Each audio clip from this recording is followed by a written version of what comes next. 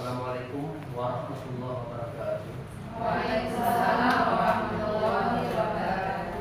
Alhamdulillahirabbil alamin. Wassalatu wassalamu ala asyrafil anbiya'i wal mursalin wa ala alihi wa sahbihi ajma'in. Amma ba'du. Puji serta syukur kepada Allah Subhanahu wa taala.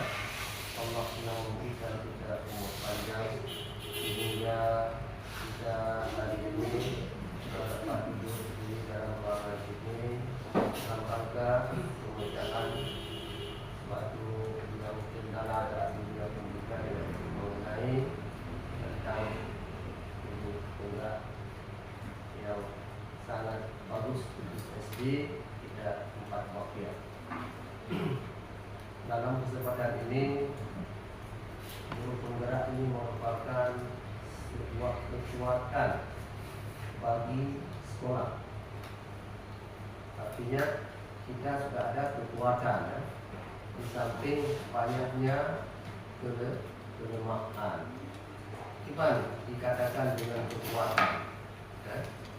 Karena guru penggerak ini adalah guru yang menggerakkan, di mana Bapak Ibu bisa bertanya ya, bisa berkolaborasi dengan guru penggerak. Nanti guru penggerak akan berbagi ilmu kepada Bapak Ibu sekalian. Nama saja penggerak. Kalau Ibu selama ini kurang aktif ya, berarti ada guru penggerak bisa menggerakkan. Arti menggerak di sini menumbuh kembangkan ya, bisa mempengaruhi ibu-ibu.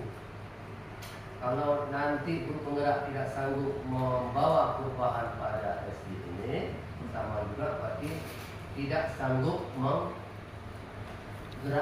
ibu-ibu, tidak sanggup mempengaruhi. Ini tugas berat ya, tugas berat yang berada pada guru penggerak. Apalagi sekolah kita sudah ada guru penggerak. Jangan sampai nanti sekolah yang ada guru penggerak mutunya lebih rendah daripada sekolah yang tidak ada guru penggerak. Artinya program pemerintah gagal. Nah, ini yang menjadi motivasi yang sangat besar ya, atau tanggung jawab yang sangat besar yang ada pada guru penggerak. Maka dalam hal kesempatan ini Ibu Julia akan membahas tentang penerapan pengalaman mengenai budaya positif di sekolah kita. Ini yang sangat bagus ya. Artinya membiasakan pada sekolah kita ini tentang budaya positif. Kalau budaya positif berarti tidak lepas daripada kebiasaan sehari-hari yang kita lakukan, yang kita praktekkan di sekolah. Maka dalam hal ini pada Ibu Julia untuk memaparkan ya, kepada kita semua mengenai pengalamannya tentang budaya positif ya. Pada Ibu Julia dipersilakan dengan segala hormat.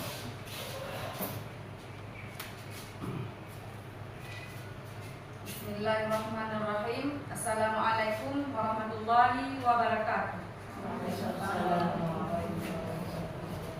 Alhamdulillah, puji dan syukur mari sama-sama kita panjatkan kehadirat Allah Subhanahu wa taala yang telah mencurahkan rahmat dan hidayatnya kepada kita semua sehingga kita dapat berkumpul di ruangan yang sederhana ini. Kemudian selawat dan salam mari sama-sama kita sajikan ke pangkuan Nabi besar Muhammad sallallahu alaihi wasallam yang senantiasa menjadi suri teladan bagi kita semua. Mudah-mudahan kita akan mendapat syafaatnya di hari akhir nanti. Amin ya rabbal alamin. Penghormatan saya pertama-tama kepada Bapak Kepala Sekolah sebagai pemimpin SD Negeri 4 Baktia, kemudian kepada guru-guru, Bapak Ibu yang ada di ruangan ini. Baik, pada kesempatan kali ini saya akan memaparkan materi yaitu tentang menyebar pemahaman dan penerapan pengalaman budaya positif. Baik Bapak Ibu, Bapak Ibu semua sehat? Alhamdulillah, semangat ya, semangat Bapak Ibu, ayo semangat. Kalau nanti saya katakan SD Negeri 4 Baktia luar biasa. Ayo Bapak Ibu, SD Negeri 4 Baktia luar biasa. Sekali lagi Ibu, masih kurang semangat. SD Negeri 4 Baktia luar biasa. Alhamdulillah ya. Apalagi kita barusan baru selesai kita melaksanakan upacara menyambut kemerdekaan HUT RI. Cuaca lagi mendukung ya untuk kita semua. Baik, pada kesempatan ini saya akan memaparkan yaitu tentang konsep inti budaya positif. Bapak Ibu, sebelum saya lanjutkan, apakah Bapak Ibu semua sudah tahu apa itu konsep dari inti budaya positif? Isi di dalamnya ya Bapak Ibu. Nah ini Bapak Ibu, yang pertama yaitu tentang pembelajaran dengan paradigma baru. Kemudian yang kedua tentang konsep disiplin positif. Yang ketiga keyakinan kelas. Yang keempat nilai-nilai kebajikan. Yang kelima yaitu tentang kebutuhan dasar manusia. Yang keenam posisi kontrol guru. Yang ketujuh motivasi perilaku manusia. Kemudian yang selanjutnya yang terakhir yaitu segitiga restitusi. Nah Bapak Ibu, pada tahap yang pertama yaitu pembelajaran dengan paradigma baru. Pembelajaran kita sehari-hari Bapak Ibu sekarang tidak lagi seperti pada masa kolonial Belanda ya Bapak Ibu. Kita sudah memegang kepada 3 tahapan yaitu tentang filosofi Ki Hajar Dewantara. Yang pertama ing ngarso mangun karso, ing madia mangun karso, ing ngarso sung tulodo, dan satu lagi Uri Handayani. Itu merupakan paradigma baru pembelajaran yang harus kita terapkan pada peserta didik kita ya Bapak Ibu. Sebelum ini kita telah melaksanakan proses belajar mengajar yaitu pembelajaran berfokus kepada siapa Bapak Ibu? Pembelajaran berfokus pada siapa? Kepada guru. Nah sekarang mari kita rubah paradigma sekarang harus berfokus kepada murid Bapak Ibu ya, jangan lagi kepada guru, harus berfokus kepada murid. Bapak Ibu sebelumnya coba kita lihat ya, pembelajaran dengan paradigma baru. Pembelajaran dengan paradigma baru merupakan pembelajaran yang dirancang berdasarkan prinsip pembelajaran berdiferensiasi, sehingga para peserta didik belajar sesuai kebutuhannya berdasarkan tahap perkembangan sesuai teori psikologi modern untuk mewujudkan profil pelajar Pancasila. Kemudian pembelajaran dengan paradigma baru berpusat pada murid seperti yang saya katakan tadi Bapak Ibu ya. Paradigma baru menempatkan murid sebagai pusat dari proses pembelajaran. Ini berarti memahami kebutuhan, minat dan gaya belajar masing-masing siswa untuk menciptakan pengalaman pembelajaran yang lebih efektif Bapak Ibu.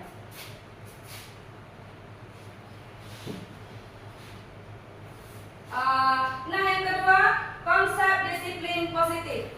Apa itu disiplin positif? Suatu pembiasaan hal baik mencakup sikap atau perilaku maupun tutur kata oleh seluruh warga sekolah, terutama bagi murid, agar dapat berkembang menjadi pribadi yang kritis, mandiri, bertanggung jawab. Sebagai pendidik, tugas kita adalah menciptakan peserta didik yang memiliki disiplin diri sehingga berperilaku mengacu kepada nilai-nilai kebajikan yang universal dan memiliki karakter profil pelajar Pancasila. Contoh perilaku disiplin positif yaitu membangun hubungan yang positif. Disiplin positif menekankan pentingnya membangun hubungan yang penuh kasih sayang saling percaya dan saling menghormati antara orang tua atau pendidik dengan anak. Kemudian memahami dan menghargai perspektif anak. Penting untuk memahami pandangan dan perasaan anak serta menghargai pendapat mereka. Ini membantu anak merasa didengar dan dihargai.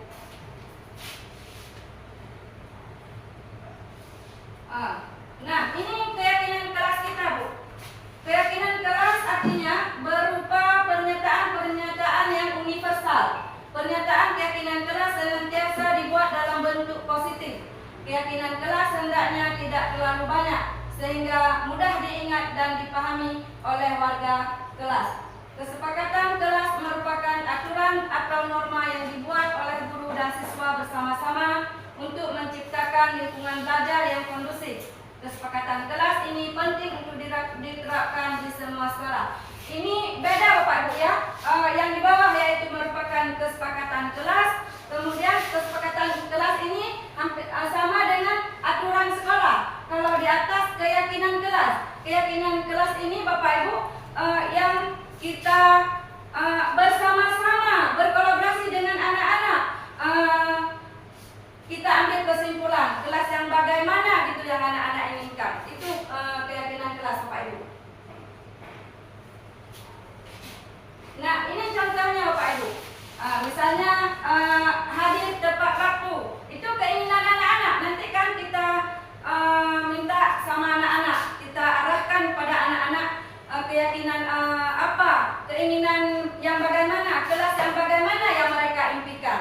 Bagaimana kondisi kelas mereka, kemudian dalam proses belajar mengajar. Misalnya itu contohnya hadir tepat waktu. Kemudian mereka ingin, ini contoh kata-kata dari keyakinan kelas. Berpakaian rapi dan sesuai setiap hari. Kemudian berdoa sebelum dan sesudah belajar. Kemudian belajar dengan sungguh-sungguh, mengikuti dan mengerjakan tugas tepat waktu. Kemudian menjaga kebersihan sekolah, kebersihan kelas. Masih ada di bawahnya tapi tidak nampak. Ada contoh lagi. Boleh Bu ya? Apa? Kalau kelas itu kita boleh ya? Ya boleh. Masih banyak lagi nih Bu. Ini cuma nggak nampak di layar karena ini terlalu besar saya tampilkan. Nanti anak-anak ada yang menyebut seperti mandiri, jujur, kemudian apa lagi Bu ya? Keyakinan kelas. Misalnya menaati aturan yang ada di kelas dan masih banyak yang lainnya Bu.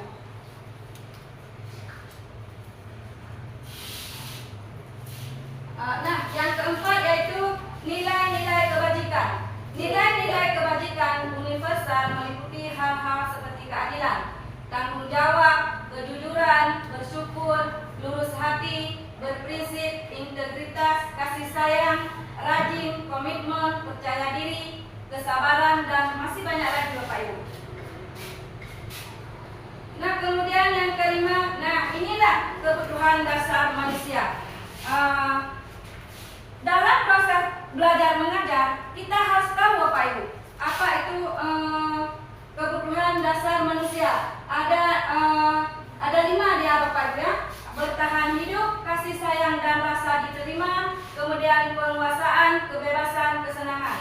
Nah, misalnya contoh dari bertahan hidup, makanan, pakaian, tempat tinggal, keamanan, dan kesehatan. Itu harus kita perhatikan Bapak Ibu. Kadang-kadang ketika kita masuk kelas, ada anak-anak kita yang mungkin dia tidak mau belajar, tidak mau apa yang kita suruh ya. Misalnya kita menyuruh membuat tugas, tapi mereka tidak mau, apa-apa yang mereka tidak mau. Kita lihat dia hanya duduk termenung. Kita jangan langsung kita pojokkan kepada murid tersebut, tetapi kita harus mencari tahu bagaimana kebutuhan dasar mereka itu, apa sebenarnya. Mungkin karena dia di rumah tidak ada makanan, tidak ada misalnya nanti uang jajan.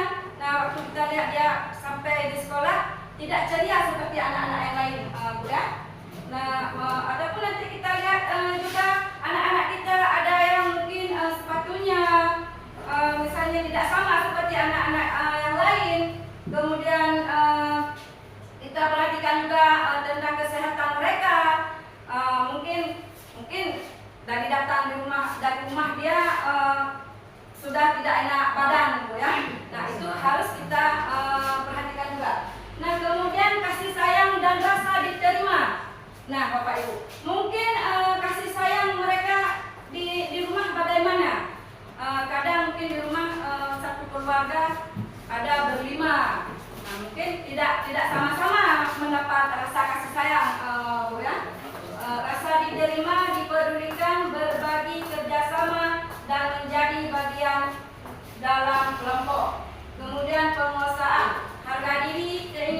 untuk dianggap pemimpin, diakui dan didengar. Kemudian kebebasan, mandiri, memiliki pilihan dan mampu mengendalikan arah. Nah, ini kadang-kadang bukan kita tidak tahu apa keinginan anak-anak.